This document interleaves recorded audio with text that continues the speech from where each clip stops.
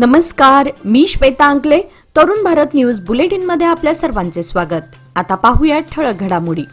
महिला अधिकाऱ्याच्या घरातील बल्ब होल्डरमध्ये गुप्त कॅमेरे बसवण्यात आल्याच्या धक्कादायक प्रकरणाला नवं वळण मिळालं असून या कृत्यामागे आता एका सरकारी अधिकाऱ्याचा सहभाग असल्याचे पोलीस तपासात उघड झाले आहे. व्यावसायिक वैमनस्यातून महिला अधिकाऱ्याची बदनामी करण्याच्या उद्देशाने हा कट रचण्यात आल्याची माहिती पोलिसांनी दिली असून या प्रकरणामुळे पोलीस प्रशासनात खळबळ उडाली आहे. माळ मारुती पोलीस ठाण्याच्या हद्दीत घडलेल्या या प्रकरणात विनोद टी या सरकारी अधिकाऱ्याला अटक करण्यात आली आहे. तपासादरम्यान आरोपीने महिला अधिकाऱ्याच्या घरातील बल्ब होल्डरमध्ये एकूण 8 गुप्त कॅमेरे बसवून तिचे खासगी चित्रण केल्याचं निष्पन्न झालंय. तसेच बनावट पत्रकारांच्या माध्यमातून ब्लॅकमेल करण्याचा प्रयत्न करण्यात आला असून त्यातून मिळणाऱ्या पैशांमध्ये आरोपी व संबंधित बनावट पत्रकारांचा वाटा असल्याचं समोर आलंय. महिला अधिकाऱ्यामुळेच आपली बदली झाली या रागातून सूडबुद्धीने हे कृत्य केल्याचं पोलीस तपासात स्पष्ट झालं आहे. या प्रकरणात आतापर्यंत 3 आरोपींना अटक करण्यात आली असून आणखी एका अधिकाऱ्याला ताब्यात घेण्यात आलं आहे. पुढील तपास सुरू आहे. बेळगाव शहरात अंमली पदार्थांच्या अवैध पुरवठ्यात झपाट्याने वाढ होत असून ही बाब गंभीर चिंतेची ठरत आहे. गांजा, MDMA यासारखे अंमली पदार्थ शाळा व महाविद्यालयीन विद्यार्थ्यांना सहज उपलब्ध होत असल्याचं पोलीस तपासातून स्पष्ट झालं आहे.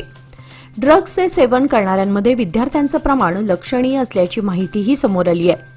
या पार्श्वभूमीवर बेळगावला ड्रग्ज मुक्त शहर बनवण्याचा निर्धार पोलीस आयुक्त भूषण बोरसे यांनी व्यक्त केला आहे.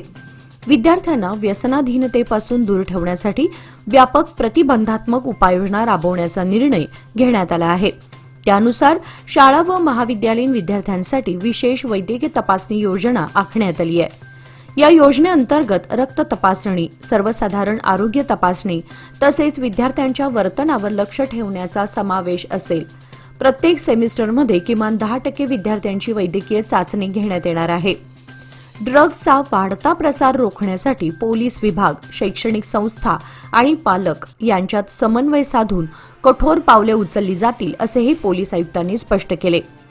भविष्यामध्ये ड्रग्ज विरोधी जनजागृती मोहीम अधिक प्रभावीपणे राबवण्यावर विशेष भर देण्यात येणार आहे. राष्ट्रवादी काँग्रेसचे अध्यक्ष शरद पवार यांना खोकल्याचा त्रास जाणवल्याने पुण्यातील रुबी क्लिनिकमध्ये तपासणीसाठी नेण्यात आलं आहे. गेल्या काही दिवसांपासून दिवंगत नेते अजित पवार यांच्या निधनानंतर ते बारामती, मुंबई आणि पुण्यातील घरी दौरे करत होते. राज्यभरातून राष्ट्रवादी काँग्रेसचे पदाधिकारी आणि कार्यकर्ते त्यांना भेटण्यासाठी आणि सांत्वन देण्यासाठी येत होते.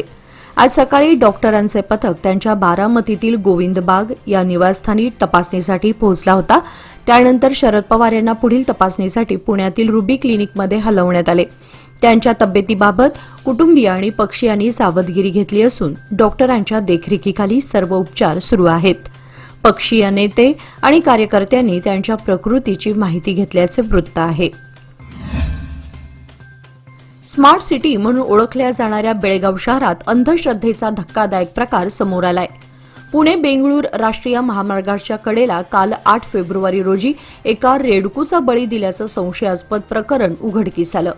महामार्गालगत रस्त्याच्या कडेला प्राणी बळीचे अवशेष आढळल्याने परिसरात खळबळ उडाली आहे.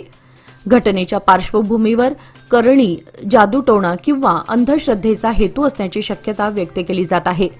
सामाजिक कार्यकर्ते अवधूत तुडवेकर यांच्या निदर्शनास येताच त्यांनी तात्काळ पोलीस स्थानकात तक्रार दाखल केली. घटनेची माहिती मिळताच पोलीस घटनास्थळी भेट देऊन पाहणी करत असून पुढील तपास सुरू आहे. राष्ट्रीय महामार्गासारख्या वर्दळीच्या ठिकाणी असा प्रकार घडल्याने नागरिकांमध्ये संताप निर्माण झाला असून प्रशासनाने अशा घटना रोखण्यासाठी कठोर पावले उचलावीत अशी मागणी होत आहे. बेळगाव महापालिकेच्या माजी नगरसेविका निलिमा पावशे यांनी बेळगाव वेंगुर्ला रस्ता राष्ट्रीय महामार्ग म्हणून घोषित करून त्याचा सर्वांगीण विकास करण्याची ठाम मागणी केंद्रीय रस्ते वाहतूक व महामार्ग मंत्री नितीन गडकरी यांच्याकडे केली आहे. नागपूरमध्ये झालेल्या एका खासगी कार्यक्रमात पावशे यांनी गडकरी यांची प्रत्यक्ष भेट घेऊन सविस्तर निवेदन दिले आणि या विषयावर चर्चा केली. बेळगाव हे औद्योगिक, ऐतिहासिक आणि पर्यटनदृष्ट्या महत्त्वाचं केंद्र असून कर्नाटक, महाराष्ट्र, गोवा आणि कोकणातील नागरिकांसाठी आरोग्य, शिक्षण व व्यापाराचे मुख्य केंद्र आहे. या मार्गावरून गोव्यातील मोपा विमानतळ, चिपी विमानतळ, सिंधुदुर्ग बंदर तसेच विविध पर्यटन स्थळांपर्यंत मोठ्या प्रमाणावर वाहतूक होते. यामुळे रस्त्यावर ताण आणि अपघातांचं प्रमाण वाढलं असल्याचं पावशे यांनी सांगितलं. या मागण्यांचा गांभीर्याने विचार करण्याचं आश्वासन त्यांनी दिलं. यावेळी निलिमा पावशे यांच्यासोबत वसुंधरा राजे भोसले, शैलजाताई खानविलकर आणि उज्ज्वला कदम पाटील आदी उपस्थित होत्या. लग्न सराई तसेच जत्रा उत्सवांचा हंगाम सुरू असतानाच स्वयंपाकघरातील अत्यावश्यक घटक असलेल्या लाल मिरचीच्या दरांनी सामान्य नागरिकांची चिंता वाढवली आहे. बेळगाव बाजारपेठेत सध्या मिरचीचे दर थेट किलोमागे 450 ते 500 रुपयांपर्यंत पोहोचला असून याचा थेट फटका गृहिणींच्या मासिक बजेटला बसत आहे. हुबळी, हवेरीसह विविध ग्रामीण भागातून मिरचीची आवक होत असली तरी यंदा अतिवृष्टी आणि हवामानातील बदलांमुळे उत्पादनात मोठी घट झाली आहे. संकेश्वर व आसपासच्या भागातील मिरचीला खास चवीमुळे मोठी मागणी असते. मात्र यावर्षी उत्पादन अपेक्षेपेक्षा निम्म्याने घटल्याचे उत्पादक सांगतात. एका एकरातून 10 पोती उत्पादनाची अपेक्षा असताना प्रत्यक्षात केवळ 5 पोतीच मिळाल्यानं सुमारे 50% घट आणि लागवडीखालील क्षेत्र कमी झाल्याने बाजारात तुटवडा निर्माण झाला असून त्यामुळे दर वाढले आहेत. सण उत्सवांचा उत्साह असतानाच मिरचीच्या वाढत्या किमतींमुळे सामान्य नागरिकांना महागाईचा ठसका बसत असून तोपर्यंत गृहिणींना स्वयंपाकात तिखटाचा वापर काटकसरीने करावा लागणार आहे. मराठा समाजाला न्याय मिळवून देण्याचा एकमेव मार्ग म्हणजे संघटनात्मक शक्ती असून समाजाला राजकीयदृष्ट्या पोखरण्याचा प्रयत्न कोणी केला तर त्याला चोख उत्तर दिलं जाईल असा इशारा मराठा समाजाचे गुरु स्वामी मंजुनाथ भारती यांनी दिला. ते सकल मराठा समाज बेळगावचे नेते किरण जाधव यांच्या निवासस्थानी आज 9 फेब्रुवारी रोजी आयोजित पत्रकार परिषदेत बोलत होते. स्वामीजींनी म्हटले की मराठा समाज नेहमी हिंदुत्व आणि सामाजिक कार्यात आघाडीवर राहिला तर राजकीय लाभांच्या बाबतीत तो मागे पडत असल्याची खंत व्यक्त केली. आगामी काळामध्ये समाजातील विखुरलेले नेते, कार्यकर्ते आणि आजी माजी लोकप्रतिनिधींना एकत्र करून संघटित ताकद उभी केली जाईल असे त्यांनी स्पष्ट केले. समाजाच्या सुखदुःखात सहभागी राहणारे नेतृत्व समाजाचा खरा विश्वास संपादन करू शकते असेही स्वामीजींनी नमूद केले. त्यांनी संघटन, संवाद आणि एकजूट हाच पुढचा मार्ग असल्याचे ठामपणे सांगितले. गेल्या 4-5 वर्षात महागाई नवनवे उच्चांक गाठत असून दररोज वाढणाऱ्या किमतींमुळे सामान्य कष्टकरी जनतेला मोठे आर्थिक ओझे सहन करावे लागत आहे. शासनाच्या विविध योजनांमुळे काही लाभार्थ्यांना मदत होत असली तरी महागाईवर नियंत्रण ठेवण्यासाठी कोणतेही ठोस प्रयत्न दिसत नाहीत. शेतीमालाला योग्य भाव न मिळाल्यामुळे शेतकऱ्यांची वेदना लक्षात येत नाही आणि उत्पादन विक्री झाल्यानंतरच जीवनावश्यक वस्तूंचे भाव वाढवले जात आहेत. गेल्या 8 दिवसात खाद्यतेल, डाळी, तांदूळ, शेंगदाणा यासारख्या वस्तूंच्या किमतीमध्ये मोठी वाढ झाली आहे. यामुळे सर्वसामान्य आणि कष्टकरी नागरिकांचं मासिक बजेट कोलमडलं असून रोजच्या जीवनावर परिणाम झाला आहे. शेतकरी वर्गातून या परिस्थितीवर संताप व्यक्त होत असून आर्थिक ताण आणि जीवनावश्यक वस्तूंच्या किमतीतील वाढ चिंतेची बाब ठरत आहे. बेळगाव उत्तरचे आमदार आसिफ सेठ यांनी कणबर्गी येथील सागर कॉलनीला भेट देऊन जनता दरबार घेतला आणि स्थानिक नागरिकांशी संवाद साधत त्यांच्या समस्या व नागरी प्रश्नांची माहिती घेतली. या उपक्रमामुळे नागरिकांना थेट आपल्या मागण्या मांडण्याचे तसेच तक्रारींच्या निराकरणासाठी संवाद साधण्याचे खुले व्यासपीठ उपलब्ध झाले. या भेटीदरम्यान आमदारांनी विविध धर्मीय समुदायांसाठी स्मशान व कब्रस्तान उभारण्यासाठी प्रस्तावित जमिनीची पाहणी केली. ही सुविधा सर्व समाज घटकांच्या गरजा सन्मानपूर्वक पूर्ण करू शकते का याचा आढावा घेण्यासाठी ही पाहणी करण्यात आली. समावेशक नियोजनावर भर देत संबंधित विभागांच्या समन्वयाने आणि पारदर्शक पद्धतीने आवश्यक प्रक्रिया राबवली जाईल असे आश्वासन आमदारांनी नागरिकांना दिले. बेळगाव शहरातील श्रीनगर येथील बॉक्स क्रिकेट मैदानाचे रूपांतर आमदार आसिफ सेठ यांच्या नेतृत्वाखाली झालेल्या केंद्रित विकासाचे उत्कृष्ट उदाहरण ठरले आहे. पूर्वी दुर्लक्षित अवस्थेत असलेले हे मैदान आता पूर्णपणे विकसित करून आधुनिक आणि नीटनेटके बॉक्स क्रिकेट सुविधांसह सजवण्यात आले आहे. आधी नंतरच्या चित्रांमधून सुधारणा आणि केलेल्या कामाची गुणवत्ता स्पष्टपणे दिसून येते.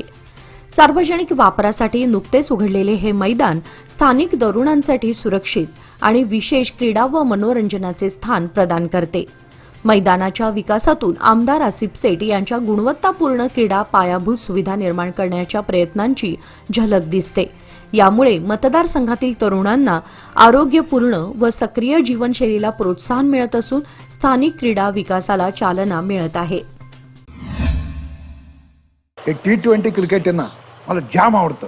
पण माझे पैसे इन्व्हेस्ट करताना मात्र मी गेल नाही तर गावस्करच बनतो. FD मध्ये नेहमी इन्व्हेस्ट करतो, कारण FD आहे तर स्टेडी आहे. लोकमान्य FD सोबत मिळवा best interest rate. Lokmanya FD आहे तर स्टेडी आहे. लोंढा येथील जागृत देवस्थान म्हणून ओळख असलेल्या श्री सद्गुरू शांडिल्य महाराज मठाचा वार्षिक जत्रोत्सव आज सोमवार दिनांक 9 फेब्रुवारीपासून सुरू झाला असून यात्रा 11 फेब्रुवारीपर्यंत भक्तिभावात साजरी केली जाणार आहे. पहिल्या दिवशी सकाळी मठामध्ये अभिषेक पार पडला आणि त्यानंतर गावातून पारंपरिक पालखी मिरवणूक काढण्यात आली. सायंकाळी परिसरातील विविध खेड्यातील भक्तांच्या सहभागातून भजनाचा कार्यक्रम आयोजित करण्यात आला. उद्या मंगळवारी दिनांक 10 रोजी सत्यनारायण महापूजा आणि भाविकांसाठी अन्नप्रसादाचे आयोजन करण्यात आले आहे. जत्रोत्सवाच्या शेवटच्या दिवशी 11 फेब्रुवारी रोजी कुस्ती स्पर्धा तसेच हाफ पिच फुटबॉल स्पर्धा आयोजित केल्या जाणार आहेत. यावर्षी लोंढा आणि परिसरातील भक्तगणांच्या सहकार्यात श्री सद्गुरू शांडिल्य महाराज मठाचा जीर्णोद्धार पूर्ण झाला आहे. जत्रोत्सव समितीच्या म्हणण्यानुसार यंदाच्या जत्रोत्सवाला प्रतिवर्षीपेक्षा अधिक संख्येने भक्त उपस्थित राहण्याची अपेक्षा आहे. गेल्या वर्षभरापासून प्रलंबित असलेल्या खडकलाट नवलीहाळ वाया कॅनॉल मार्गे रस्त्याचं डांबरीकरण अखेर पूर्ण झालं आहे. 3.5 किलोमीटर रस्त्याचं डांबरीकरण विधान परिषद सदस्य आमदार प्रकाश हुक्केरी व आमदार गणेश हुक्केरी यांच्या प्रयत्नातून 1 कोटी रुपयात केलं गेलं आहे. गेल्या वर्षी मे 2025 मध्ये कामाला सुरुवात झाली, पण त्याचवेळी पडलेल्या जोरदार पावसामुळे रस्त्याचं काम अर्धवट थांबलं होतं. पावसाळ्यानंतरही प्रशासनाकडून याकडे पुरेसा देखभाल लक्ष दिलं जात नव्हतं, ज्यामुळे खडी पसरून अनेक छोटे मोठे अपघात होत होते. दरम्यान दैनिक तरुण भारतातील बातमीची दखल घेऊन आमदार प्रकाश हुक्केरी यांनी ठेकेदारांना काम लवकर पूर्ण करण्याचे निर्देश दिले. त्यामुळे रस्ता लवकरात लवकर पूर्ण करण्यात आला असून स्थानिक ग्रामस्थ, खडकलाट आणि प्रवासी वर्गातून समाधान व्यक्त केलं जात आहे. या डांबरीकरणामुळे या मार्गावर वाहतूक सुरळीत होईल आणि अपघातांचा धोका मोठ्या प्रमाणात कमी होईल असं स्थानिकांनी सांगितलं. कर्नाटक राज्य पदवीधर प्राथमिक शिक्षक संघ रायबाग युनिटच्या पदाधिकारी आणि शिक्षकांनी शनिवारी क्षेत्र शिक्षण अधिकारी बसवराजप्पा RA यांना निवेदन सादर केले, ज्यामध्ये पदवीधर प्राथमिक 6वी ते 8वी शिक्षकांच्या विविध मागण्या पूर्ण करण्याची मागणी करण्यात आली. 2023-24 मध्ये नियुक्त झालेल्या 67 पदवीधर प्राथमिक शिक्षकांचे प्रलंबित वेतन तात्काळ जमा करावे, कायमस्वरूपी सेवेत करावे, कालावधीबाबतचे अर्ज EEDS मध्ये भरून तात्काळ उपसंचालक कार्यालयात सादर करावेत, पुनर्नियुक्त शिक्षकांची माहिती आणि त्यांचे अर्ज संबंधित वरिष्ठांना पाठवावेत आणि या शिक्षकांनाही लवकरच 7व्या श्रेणीमध्ये बढती देण्यात यावी, यासह पदवीधर प्राथमिक शिक्षकांच्या विविध मागण्या पूर्ण कराव्यात, अशा मागणीचे निवेदन शिक्षकांनी BEO बसवराजप्पा RA यांना सादर केले. यावेळी BEO बसवराजप्पा R म्हणाले की पदवीधर प्राथमिक शिक्षकांच्या काही मागण्यांना सकारात्मक प्रतिसाद देण्यात आला आहे आणि त्या पूर्ण करण्यात आल्या आहेत. आमच्या अधिकार क्षेत्रातील शिक्षकांच्या उर्वरित मागण्या सोडवल्या जातील असे आश्वासनही त्यांनी दिले. शिरूर खिळेगाव रस्त्यावर पायी चालत असलेल्या एका वृद्धास मागून आलेल्या भरधाव टिप्परने धडक दिल्याने त्यांचा मृत्यू झाल्याची घटना घडली. पांडुरंग साताप्पा हजारे वय 76 राहणार शिरूर तालुका अथणी असे मृत वृद्धाचं नाव आहे. पांडुरंग हजारे हे शेताकडे जाऊन शिरूरकडे खिळेगावकडे पायी चालत जात होते. त्याचवेळी शिरूरकडून खिळेगावकडे जाणारी टिप्पर गाडी वेगाने व निष्काळजीपणे चालवल्याने पायी चालत असलेल्या पांडुरंग हजारे यांना मागून जोराची धडक दिली. या अपघातात पांडुरंग हजारे यांच्या डोक्याला, चेहऱ्याला व पायाला गंभीर दुखापत झाली. स्थानिकांनी तातडीने मदतीचा प्रयत्न केला, मात्र गंभीर जखमामुळे त्यांचा जागीच मृत्यू झाला. अपघातानंतर संबंधित टिप्पर चालकाने वाहन घटनास्थळी सोडून पळ काढला आहे. या प्रकरणी अथणी पोलीस ठाण्यात गुन्हा नोंदवण्यात आला असून पुढील तपास सुरू आहे. बेळगाव जिल्हा मध्यवर्ती सहकारी बँकेच्या प्रतिमेला तडा देण्यासाठी विरोधकांकडून जाणीवपूर्वक अफवा पसरवल्या जात असून असे प्रयत्न आमदार भालचंद्र जारकिहोळी आणि बँकेचे अध्यक्ष अण्णासाहेब जोल्ले यांनी ठामपणे हाणून पाडले आहेत. बँकेची आर्थिक स्थिती डबघाईला आल्याच्या बातम्या केवळ राजकीय द्वेषातून पसरवल्या जात असून प्रत्यक्षात बँकेने प्रगतीचा नवा टप्पा गाठल्याचे त्यांनी आज सोमवार दिनांक 9 रोजी स्पष्ट केले. अफवा पसरवून ठेवीदारांमध्ये भीतीचं वातावरण निर्माण करणाऱ्यांविरुद्ध आता कठोर पोलीस कारवाई करण्यात येणार असल्याचा इशाराही यावेळी देण्यात आला. पत्रकार परिषदेत बोलताना अध्यक्ष अण्णासाहेब जोल्ले यांनी विरोधकांवर जोरदार टीका केली. कर्ज वाटपाबाबत माहिती देताना त्यांनी सांगितले की शेतकऱ्यांसाठी पीक कर्जाचा ओघ वाढवण्यात आला आहे. विविध क्षेत्रांसाठी 300 कोटी रुपयांचे कर्ज, साखर कारखान्यांना 120 कोटी रुपये तसेच 1200 कोटी रुपयांचे बिगर शेती कर्ज वितरित करण्यात आले आहे. सर्व व्यवहार पारदर्शक पद्धतीने होत असून शेतकऱ्यांच्या हितासाठी बँक सदैव तत्पर असल्याचेही त्यांनी नमूद केले. गांजा सेवन केल्याप्रकरणी माळ मारुती पोलिसांनी एका व्यक्तीस अटक केली असून रविवार दिनांक 8 रोजी प्रमोद दयानंद शेट्टी व 29 राहणार ब्रह्मनगर काकती हा शहरातील कणबर्गी परिसरातील सार्वजनिक ठिकाणी असामान्य वर्तन करताना आढळून आला. संशयावरून पोलिसांनी त्याला ताब्यात घेऊन चौकशी केली असता तो मादक पदार्थांच्या प्रभावाखाली असल्याचं निष्पन्न झालं. यानंतर पीएसआय माळ मारुती पोलीस स्टेशन व त्यांच्या कर्मचाऱ्यांनी आरोपीची वैद्यकीय तपासणी करून त्याच्या विरुद्ध माळ मारुती पोलीस स्टेशनमध्ये गुन्हा दाखल केला. या प्रकरणी एनडीपीएस कायद्याच्या कलम 27(ब) नुसार गुन्हा नोंदवण्यात आला असून पुढील तपास सुरू आहे. या यशस्वी कारवाईबद्दल छापा टाकणारे पीएसआय व पोलीस कर्मचाऱ्यांचे बेळगाव शहर पोलीस आयुक्त तसेच डीसीपी यांनी विशेष कौतुक केलं आहे. याचबरोबर आजचे बातमीपत्र इथे संपले. अधिक माहिती आणि ताज्या घडामोडींसाठी पाहत रहा तरुण भारत न्यूज चॅनल. तसेच आमच्या चॅनलला लाईक, शेअर आणि सबस्क्राईब करायला विसरू नका. आणि विश्वासार्ह बातम्यांसाठी दररोज वाचा दैनिक तरुण भारत. धन्यवाद.